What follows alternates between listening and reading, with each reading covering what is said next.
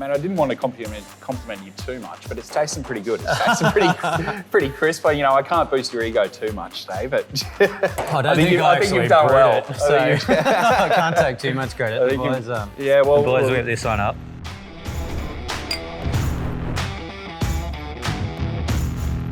Welcome everyone to another episode of A Beer with the Brewer. And today I am joined by Tappy. How are you, mate? Good, mate. Thanks for having me. Welcome on, mate. We've heard you've been keen to come on for a while now. Oh, so keen. And now you finally get your opportunity. It's your time to shine. 2 years of waiting. Here we go. go. 2 years. So been preparing here for the last week. Oh, mate, it's taken me a little while. Rehearsing in front of the mirror, making sure you're looking at the camera, ready to go. Oh, mate, that's it. I don't like looking at these things, to be honest, dead in the eye. They're a bit nerve-wracking, but we'll see how it goes. Yeah, so, mate, 2 years you've been with us now? Just about 2 years, so coming on.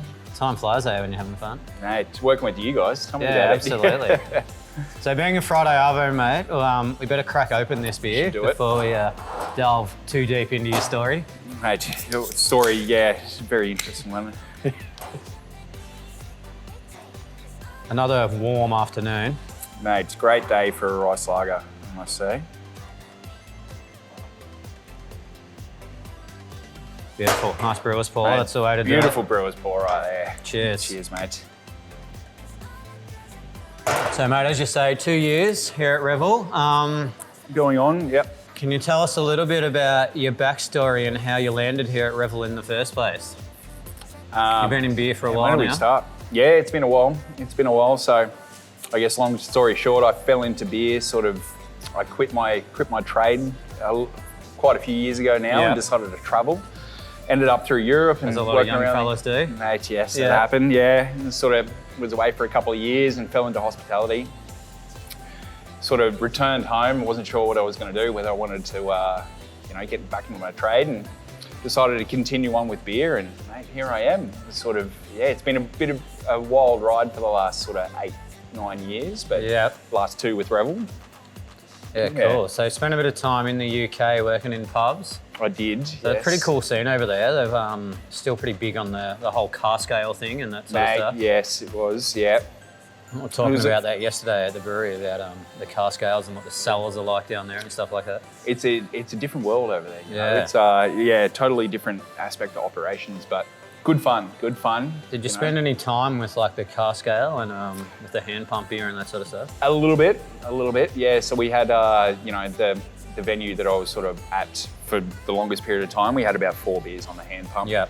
Which was my first encounter with a hand pump. I'd never really used one before, and mate, it was interesting. Yeah, it was a total different world of beer going over there than what it was back home at the time. For a lot of Aussies, it is a little bit weird because the beer is quite flat compared to what we're used to drinking. Yeah, it's probably a bit warmer. Absolutely. So you're drinking warm, flat ale. Absolutely. Yeah, it's after different. you get a taste for it, I quite like it. It is, yeah. It's. I felt, coming at the time when I did move away, the craft scene was pretty dismal in Australia, to be honest with you. It wasn't amazing, and heading over there for a while really opened my eyes to what people were doing and what was available, and made my palate changed over those couple of years, I must say. Yeah, cool. It was pretty good. So I did the thing that everyone does as a young fella around Europe for a couple of years. Worked in pubs and then back to Brisbane. Yeah. I think you worked at Newstead for a little while. I did, yeah. I was with those guys for a few years. And then over to us at Revel. Yeah. So now part of Chriso's amazing logistics team, slinging kegs to everyone out and about. That's it. Yeah. taking care of business, getting the beer where it needs to be. Oh, perfect. Yeah. So, mate, we're here today having a look at the rice lager. As you say, in these beautiful hot days, it's the perfect beer. Great beer for today. Yep. So I think you brought it up almost 6 months ago last year, saying you'd seen a few out in the trade and started to pop up a bit. Yeah, started to notice a bit of a trend, and that it was popping up, and it was a lot more brewers were getting on board, and obviously, it seems to be a pretty popular style now. So, hey, you've come through with it this time. Yes. It was what was the turning point for you to brew this guy? I think eventually when I get enough pressure put on me, I concede and decide that we'll brew a beer. Yeah, righto. Yeah, fair enough. No, but it is, it's quite a refreshing style. So this time of year, it's very good. Absolutely. Yeah. You'll find it in, I guess, a lot of Asian restaurants and stuff like that because it pairs really well with food. Yeah. Stuff like dumplings or any sort of almost Asian and a lot of other cuisines as well. So you do, often will find it in those sort of restaurants. Mate. Just because of the clean crispness of it sort of cuts through those sort of, I guess, the sauces and stuff they put on all the food. That's right. Man, I didn't want to compliment you too much, but it's tasting pretty good. It's tasting pretty crisp. But, I can't boost your ego too much today, but I think you've done well. So I can't take too much credit. The boys will get this one up. Yeah, they've done well. It's turned out to be a cracking beer on a day like today. So we made it start of January, so it was about 6 weeks ago. So it had nearly 6 weeks in tank, which is a lot longer than a lot of the beers it takes. So it's had the proper lagering process. Yeah. Which I think benefits the beer. It comes out that nice sort of crisp, clean sort of fermentation. It was a lot sort of slower ferment. So in comparison to our sort of core range lager that you brew consistently, what's the, is there much more different techniques you use in this in comparison to the I was to say, tried to ferment it a bit slower and use that sort of traditional lager technique just to get that real sort of clean, crisp flavour, so you didn't get too much sort of fermentation character in it. Yeah.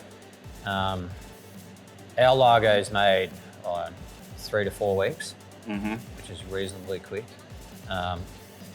Loosely speaking, the quicker or warmer you ferment it, the more sort of ester profile you get into the beer. Yeah, so a lot of Australian lager that people would know has quite an ester profile and it's whipped out reasonably quickly, which is that sort of distinctive Australian lager flavour. That's right, yeah. Whereas this is probably more, it's a Japanese rye, so it's probably more like a traditional European lager in the way we made it. And then give it a couple of weeks cold to condition. Yeah. Mate, well, you've done well. So it's come out pretty nice. It has. And then being the rice lager, it's got 30% rice flakes in it. So how was working with that in comparison? Well, as I said, I didn't actually brew it, so so the boys, rice flakes, they're almost like a cornflake, but made out of rice. Yeah. So they don't get milled like we mill the barley. They get poured straight into the mash tun. Right. And they sort of mix in with the mash. So you're essentially working with that husk of rice. So rice, it was reasonably solid, so it wasn't too bad. Some of the adjuncts like oats and wheat have become quite sort of claggy. Right. So brewing like hazy IPAs and that sort of stuff with a lot of oats. And then it makes it really hard to run the brew off. Okay, whereas the boys said the rice ran really well. So that was good. Maybe we'll see round 2 coming then. Yeah, I think we might. If it does all right. It's only just gone out, I think, this week. Yeah. So we'll see how it's received out in the trade and maybe it will become a more sort of regular thing. I was actually, my mum is in town at the moment and asked me why it's called a rice lager last night.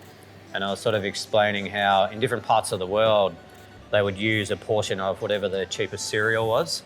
Right, okay. So in Australia, we use a lot of cane sugar. Yeah. In Asia, it's rice. In the Americas, it's corn. So Corona is, I don't know if it's 100%, but it's mostly corn. Okay. That's why people that are gluten intolerant can drink Corona. Right. Because it doesn't have gluten in it. Okay, there we go, yeah. So all around the world, traditionally, whatever was cheaper and more readily available, they would use that as a portion of the grist.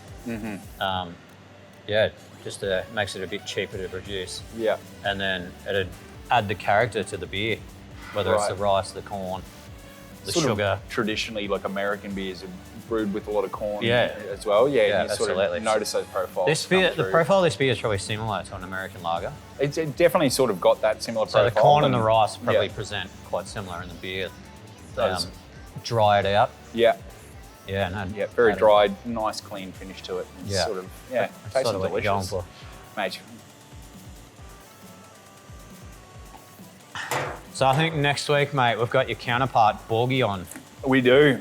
So what do you reckon we should expect from Borg Sanity? Oh, mate, it's a bit of a wild card. So I think we leave it open. He can Yeah, you might have a few surprises in store for you, I think. I think he's been even more eager than you to come on, mate. He's been I talking think he it up, has. so- I've done well in dodging it for the last 24 months. So, mate, here we are. It's funny. We've had a few people on now. Some people are definitely more keen than others. Yeah, mate, I'm Well, I not shouldn't say they're more keen. They're some people are less apprehensive than others to come Yeah, on. okay.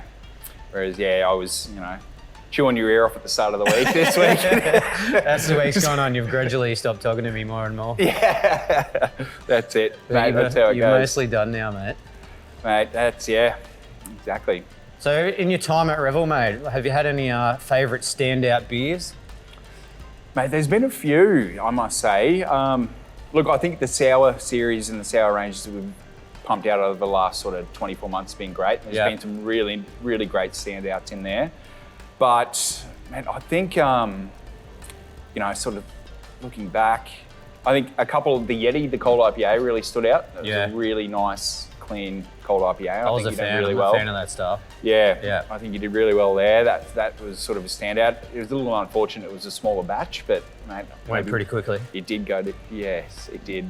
But there's been a few. I think our core range. I can't go past the session ale. At the end of the day, I think that's a cracker. I think it's always a winner. And our core range pale is just solid, so it goes really well. Yeah, that's probably always been my favourite beer. The pale, one of the first ever beers, and still to this day. Mate, it's a classic, and it still drinks really well. It's you guys have done well with that. But I can't go past the session. Yeah. Can't go past the session. It's a delicious beer, very well-bodied, well-rounded session ale. Beautiful. Yeah. Well, mate, you've done well. You've come on the show. I think you've got off the duck, so to speak. Mate, that's it. Yeah. I don't know if we'll No be able golden to ducks today. wrangle you on again.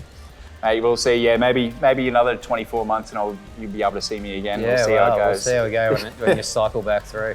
That's it. Oh, mate, nice hot summer's Queensland day. Beautiful beer to sit here and enjoy. Mm-hmm. This beer, as I say, has just gone out to trade, so look for it, the Japanese rice lager out on the shelves. Mm-hmm. And mate, thanks for coming on. Cheers, happy Friday. Thanks for having me, mate. Cheers, guys. Cheers.